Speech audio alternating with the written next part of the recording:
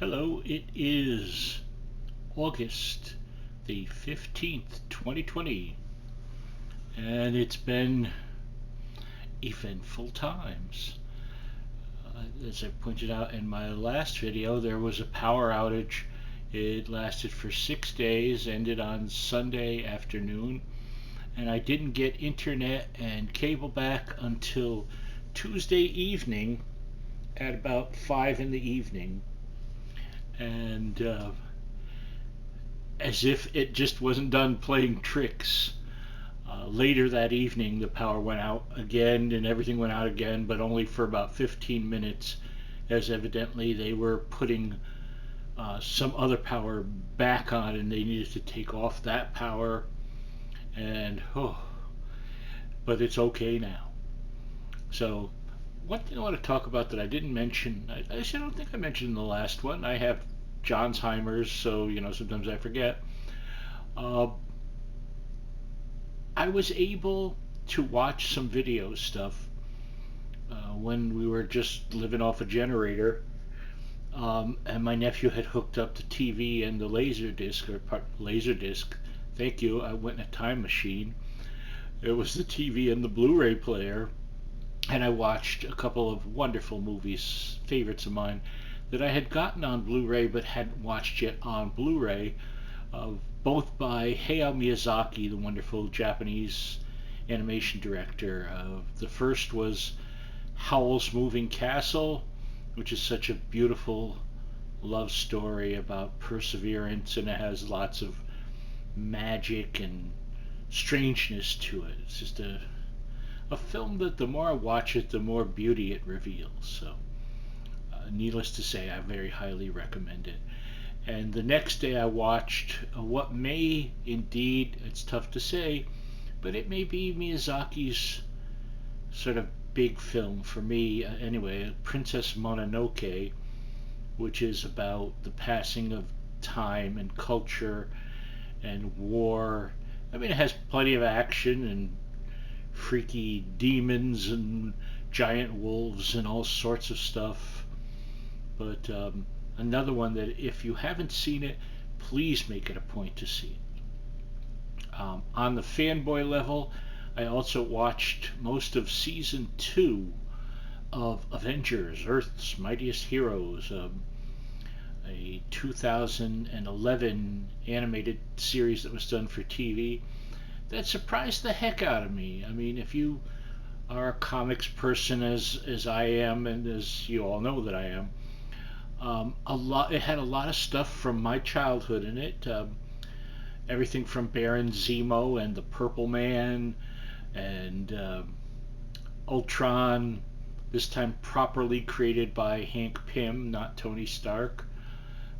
Great appearances from the Red Skull, Arnim Zola, Michael Korvac. That was a real surprise, as was Jocasta. And it was handled very well. The writing was crisp, lots of action, lots of fun, bright and colorful, and the characters felt right. That's important. They felt like the characters I grew up with. So, had a great time with those. And on the fanboy level, Wednesday was the final episode of the final season of Marvel's Agents of S.H.I.E.L.D., of which I have not missed a single episode. I'm a Geek Boy devotee on that level, and it was a beautifully satisfying ending to the series. The two characters, Fitz and Simmons, have gone through the mill over the 7 seasons, and to see them have a beautiful ending made the whole series worth it. I mean, everyone had a great ending, and it exceeded my expectations. So that was Wednesday. Thursday, I made, on the recommendation of my friend Daniela down in North Carolina, I made a product known as 8-can taco soup. And when she first told me about it, I had never heard about it, and she was amazed because evidently it's very popular. And sure enough, I looked it up, and it was hugely popular.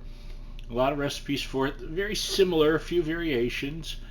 And I was talking to my friend Laura in Chicago, And she said, well, you know, John, if it's popular in the South and it's a food, chances are you're going to find it pretty tasty.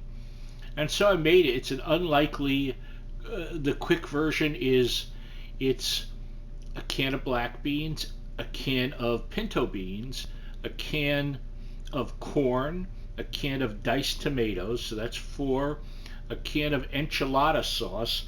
They recommend green enchilada sauce, but I couldn't find it, so I had regular red, kind of spicy enchilada sauce. That was just fine. A can of canned chicken, drained, and the corn is drained too.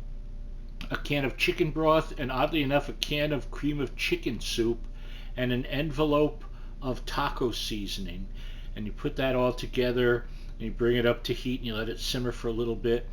I also chose to add about a cup of cooked brown rice, which I think was a good decision. It added a nice texture within that.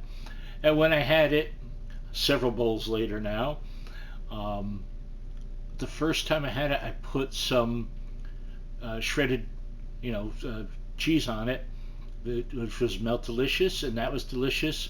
The third time I had it, I also added a little dollop of sour cream, which was on Friday.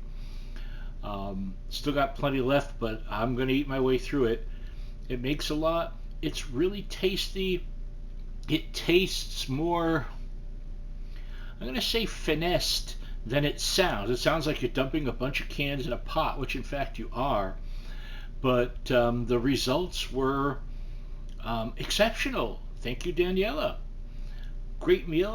I'll definitely make it again. I've already thought of some interesting variations, including an all vegetarian one where I would replace the chicken broth with vegetable broth, and probably the cream of chicken soup with either cream of mushroom or cream of celery, which I think would, either one of those would work, and find something else to substitute in lieu of the canned chicken. Maybe some mushrooms. I think that would work. But anyway, it was wonderful. It was hearty, spicy, and tasty, and I've talked about it more than I've probably exceeded your interest in hearing about it. So now with power back, cable back, getting back to sort of normality. One thing I found I didn't miss is it was a week without politics, and boy, there's been a lot going on, hasn't there? I'm not going to get into it. People know where I stand that know me and know that I am no fan of where we are now. So people are exceeding their dastardliness. I'll just say that. And we'll see what happens with that. I've been still, I got very dehydrated. I'm still not at 100%, but I'm getting there. I'm on the way. A friend of mine, my friend Ari, said, let me guess, you're really achy. Yes, I'm sorry. I'm always really achy. It's just an effect of what I've got wrong with me. That's part of being disabled and having an affliction.